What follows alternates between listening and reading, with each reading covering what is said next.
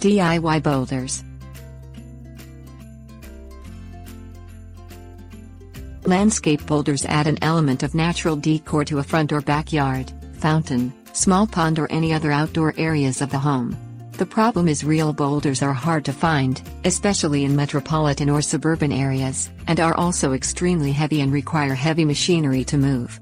Those interested in incorporating landscaping boulders in their lawn will be pleased to know there is a way to make realistic-looking boulders out of cement.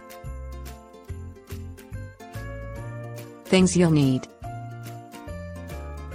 eyeglasses/goggles, dust mask, rubber gloves, sharp knife, tacky glue, wire, boulder molds, Portland cement, sculpting tools. Study the appearance of real boulders and rocks that you think would look good in your yard or garden.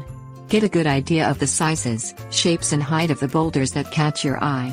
Measure and jot down the dimensions if desired. Put on your eyeglasses or goggles, a dust mask and rubber gloves.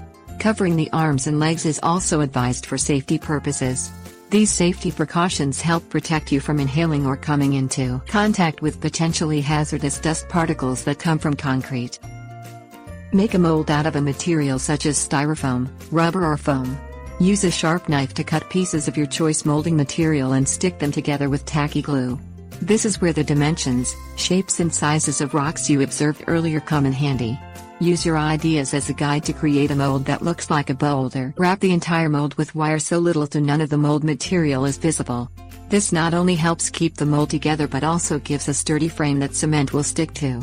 Set the mold in the area you want it to be located in your yard. Pour Portland cement available at hardware stores over the mold. Use your sculpting tools to shape the cement into your desired shape. If you cannot purchase a set of sculpting tools, improvise with common tools like an old screwdrivers and spatulas to shape it.